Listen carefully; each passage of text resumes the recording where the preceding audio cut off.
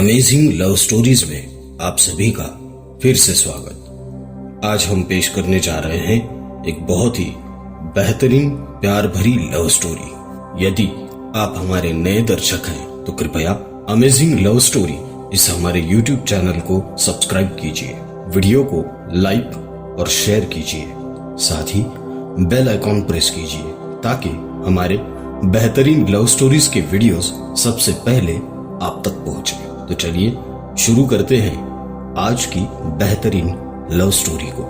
अजीत अपने शादी की सालगिरह को भूल गया था, ऊपर से घर लेट भी आया।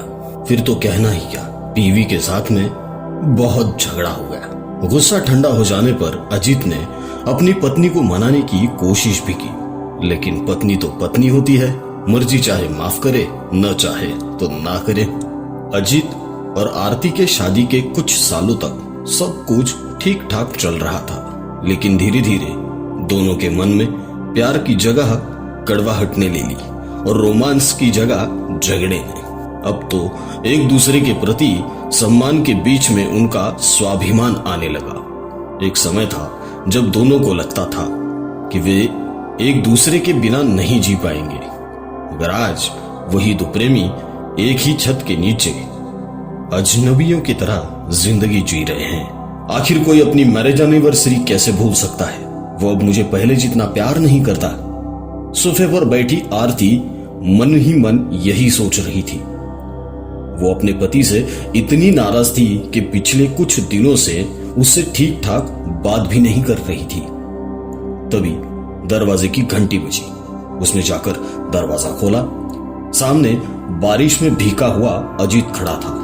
उसके हाथों में फूलों का गुलदस्ता था और चेहरे पर मुस्कान, लेकिन आरती अभी भी माफ करने के मूड में नहीं थी। उसने गुलदस्ते को नीचे फेंक दिया और फिर से झगड़ने लगी। उससे सवाल करने लगी, तुम्हें क्या लगता है इस तरह मुझे गुलदस्ता देने से मैं भूल जाऊंगी?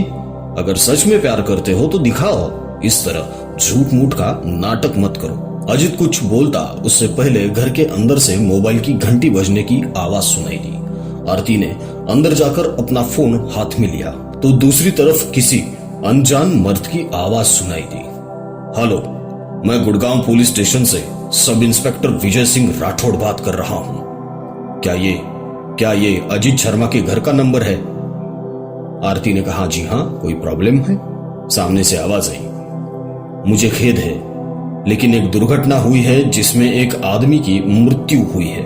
हमें उसकी जेब से एक वॉलेट और एक मोबाइल फोन मिला है जिसमें आपका नंबर नाम के साथ में सेव किया गया है। हमें उसके शरीर की पहचान करने के लिए किसी की आवश्यकता है। क्या आप अभी सिविल हॉस्पिटल आ सकती हैं?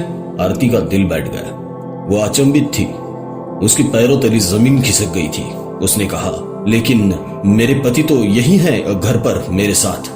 पुलिस वाले ने कहा, क्षमा करें महोदया, लेकिन ये घटना 2 घंटे पहले हुई है जब वो रेलवे स्टेशन से बाहर निकल रहे थे। अब आरती ने अपना होश खो दिया कि ऐसा कैसे हो सकता है। उसने पहले किसी से सुना भी था कि कभी कभी आत्माएं इस दुनिया को छोड़ने से पहले अपने प्रियजनों से मिलने जरूर आती हैं। अपनी आंखों में आंसू के साथ वो भागती हुई हॉल में पहुंची। अजीत वहां नहीं था। पुलिस वाला सही कह रहा था, आरती को अब पछतावा होने लगा। अजीत मरने के बाद भी आखिरी बार उसे मनाने आया था, लेकिन उसने गुस्से में आकर उसके साथ घटिया किस्म का बर्ताव किया। आरती रोने लगी, अपने आप को दोष देने लगी कि उसने ये मौका खो दिया हमेशा के लिए।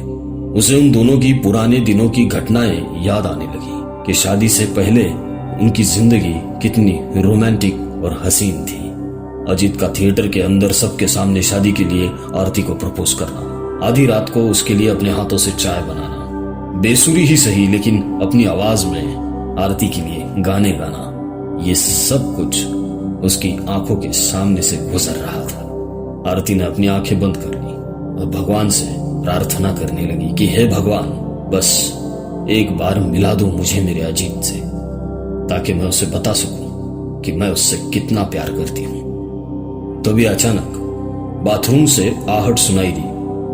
दरवाजा खुला, अजीत बाहर आया और बोला, स्वीटहार्ट, मैं तुम्हें बताना भूल गया कि आज शाम को ट्रेन में आते वक्त मेरा वॉलेट और मोबाइल चोरी हो गया है। तौलिए से अपना बदन पहुंचते हुए अजीत आगे निकल गया।